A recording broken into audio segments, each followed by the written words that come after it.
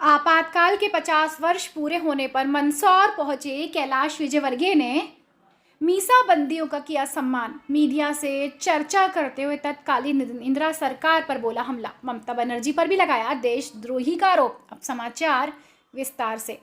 मध्य प्रदेश के कैबिनेट मंत्री कैलाश विजयवर्गीय आपातकाल के 50 वर्ष पूर्ण होने पर मंदसौर पहुंचे। यहाँ उन्होंने मीसाबंदियों का सम्मान किया। इस दौरान उन्होंने तत्कालीन इंदिरा सरकार पर आपातकाल लगाने को लेकर जमकर निशाना साधा।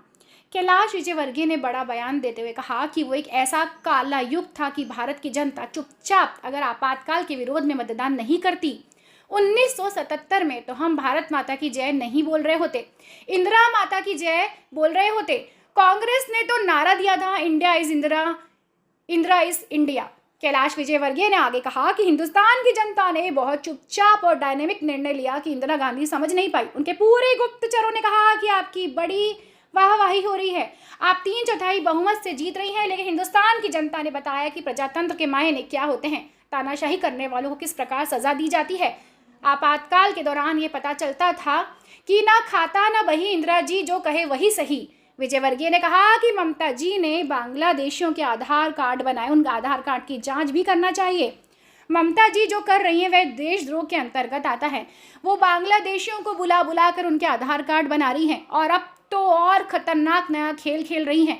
बांग्लादेशी जो मुस्लिम वहां से आ रहे हैं उनका हिंदू नाम से रजिस्ट्रेशन हो रहा है। रमजान भाई आया है, उनका रामलाल के नाम से कार्ड बन रहा है। यह और खतरनाक खेल है, ये देश के हित में नहीं है। जनसारंगी न्यूज़ के लक्ष्मण जटिया की रिपोर्ट। एक ऐसा काला युग है यदि भारत की जनता चुपचाप आपातकाल के विरोध में मतदान नहीं करती 77 में तो हम भारत माता की जय नहीं बोल रहे होते, इंदिरा माता की जय बोलते। क्योंकि कांग्रेस ने तो नारा दे दिया था India is Indira, Indira is India. ये नारा बहुत पॉपुलर हो गया था उस समय। तो शायद हम हिंदुस्तान की जनता ने बहुत डायनामिक निर्णय लिया, चुपचाप निर्णय लिया। इंदिरा गांधी समझ नहीं पाई। उनके पूरे गुप्तचरों ने कहा कि आपकी बड़ी वाहवाही हो रही है, आप 3/4 बहुमत से चुनाव जीतेंगी।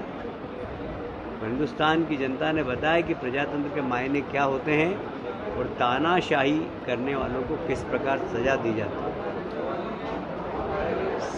ये बताया सर, बीजेपी आज के दिन को संविधान हत्या दिवस के रूप में मना रही है। संविधान हत्या दिवस के रूप में निश्चित रूप से संविधान की हत्या ही हुई है।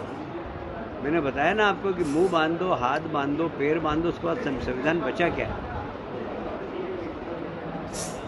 संविधान हत्या ही है, वो संविधान की हत्या है बिल्कुल। जो आदेश निकल जाता था श्रीमती इंदिरा गांधी का वो कोर्ट निर्णय करता था। जो आदेश कलेक्टर का निकलता था वो आप पत्रकारों को छापना पड़ता था। आपने अगर कुछ भी ऐसा छापा जो सरकार के खिलाफ है तो आपके कई साथी भी जेल गए होंगे उसमें। न खाता न वही, इंदिरा जी जो कहे वो सही, ये था उस वक्त। विषयों को आधार कार्ड बनाया, उस आधार कार्ड की जांच नहीं करना चाहिए? क्या हम यहाँ पर हमारे यहाँ के मजदूरों का हक मारकर बांग्लादेशियों के मजदूरों को रोजगार दें? ममता जी जो कर रही है ना वो देशद्रोह की सीमा उसके अंतर्गत है। वो बांग्लादेशियों को बुला बुला के और उनके आधार कार्ड बना रही है। और अब तो एक खतरनाक और खेल खेल रही है।